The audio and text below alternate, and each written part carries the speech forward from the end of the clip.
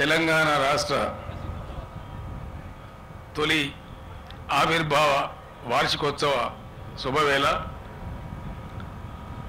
అమరులకు నమస్కరిస్తూ శ్రద్ధాంజలి ఘటిస్తూ సమస్త తెలంగాణ ప్రజానీకానికి శుభాభినందనలు శుభాకాంక్షలు.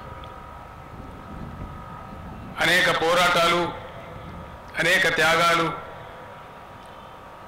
అనేక ఉద్యమాల ఫలితంగా గత సంవత్సరం జూన్ 2వ తేదీన తెలంగాణ రాష్ట్రం ఆవిష్కృతమైన చారిత్రక ఘట్టం ఈరోజు తొలి వార్షికోత్సవాన్ని సగర్వంగా సంతోషంగా జరుపుకుంటున్న విషయం, కన్నుల పండుగగా జరుపుకుంటున్న విషయం మనందరికీ గర్వకారణం.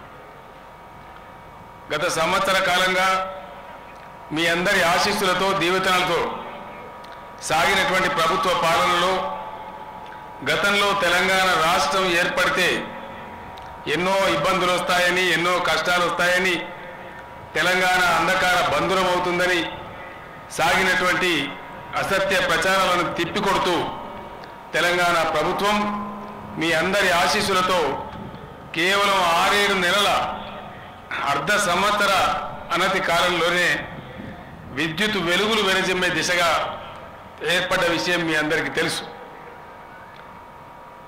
అంతేకాకుండా విద్యుత్ రంగంలో స్వయం సమృద్ధిని సాధించడమే కాదు, అవసరమైతే పొరుగు వారికి సరఫరా చేసే విధంగా తెలంగాణను భారతదేశంలోనే అత్యధిక మిగులు విద్యుత్ రాష్ట్రంగా తీర్చిదిద్దడానికి మీ అందరి ఆశీస్సులతో రాష్ట్ర ప్రభుత్వం ఇప్పటికే 91,000 కోట్ల పెట్టుబడులను సమీకరించడం జరిగింది.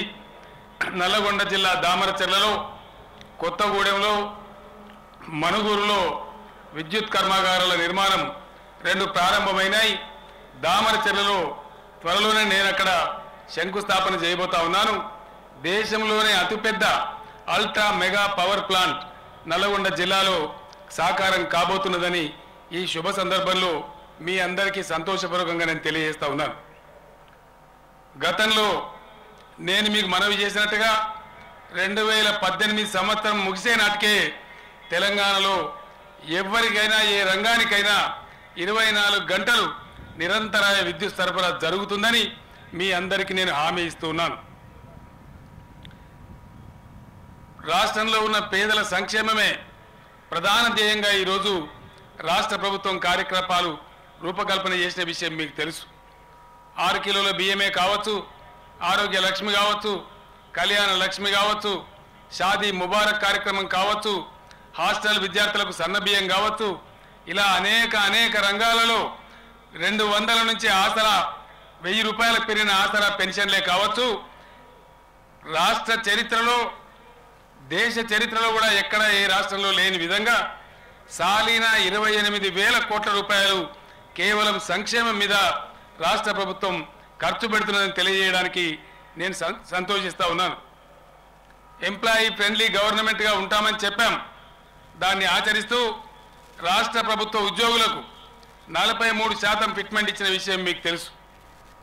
ఆర్టీసీ ఉద్యోగులకు ఆర్టీసీ ఉంటుందా లేదా మునిగిపోతుందా అనే ఒక డోలాయమాన పరిస్థితులలో గత ప్రభుత్వాలు అవలంబించిన దుష్ట విధానాల వల్ల కుంగి కునారిల్లిపోతున్న ఆర్టీసీని జాజ్వల్యమానంగా తీర్చిదిద్దడానికి ఈరోజు ఉద్యోగులకు 44% ఫిట్మెంట్ ఇవ్వడమే కాదు, ఆ సంస్థ అద్భుతంగా ముందుకు కొనసాగేలాగా ప్రజల యొక్క రవాణా సౌకర్యాలు నెలకొల్పే విధంగా సంస్థ తీర్చిదిద్దడానికి ప్రభుత్వం కంకణం కట్టుకున్నది.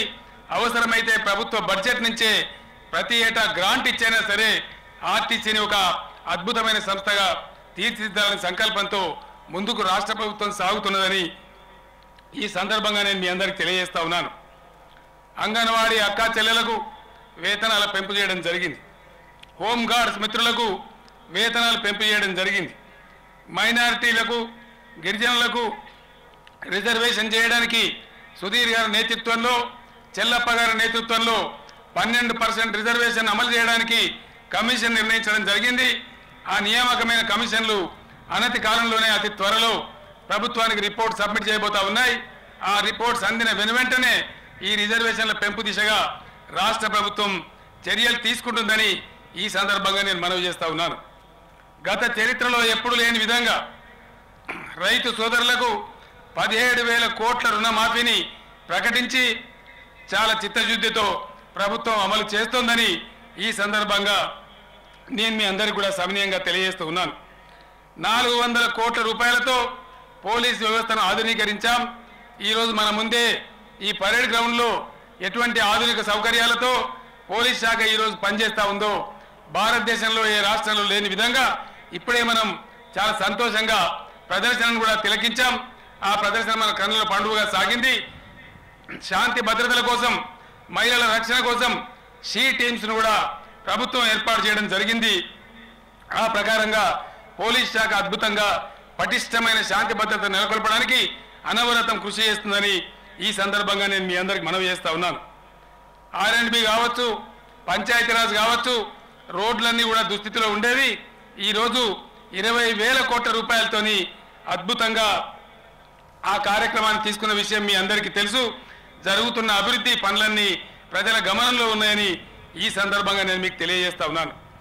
రాష్ట్ర ప్రభుత్వం చేపట్టిన మరో అద్భుతమైన కార్యక్రమం 11వ శతాబ్దిలోనే ప్రపంచానికే వాటర్ షెడ్ ఏమిటో నేర్పించినటువంటి ఘనత వహించిన కాకతీయ రెడ్డి రాజులు మనకు 75,000 చెరువులు కుంటల్ని ప్రసాదించారు. సమైక్య రాష్ట్రంలో సగం చచ్చిపోయి కునారెల్లిపోయి కుట్టలకు బలైపోయినటువంటి మన మంచినీటి, మన సాగునీటి చెరువులను అన్నిటినీ కూడా మళ్ళీ తిరిగి పునరుద్ధరింపజేయాలని, పూర్వ వైభవాన్ని సంతరింపజేయాలని బద్ధ కంకణులై ఈరోజు రాష్ట్ర ప్రభుత్వ ఇరిగేషన్ శాఖ ఇంజనీర్లందరూ కూడా అహోరాత్రాలు పనిచేస్తూ ఉన్నారు. లక్షలాది మంది రైతులు చాలా ఉత్సాహంగా పాల్గొంటూ ఉన్నారు. 5 సంవత్సరాల కాలంలో తెలంగాణ రాష్ట్రంలో ఉన్నటువంటి 46,000 చెరువులు కుంటలన్నింటి పూర్వ వైభవాన్ని సంతరింపగా ధ్వంసం చేయబడ్డది.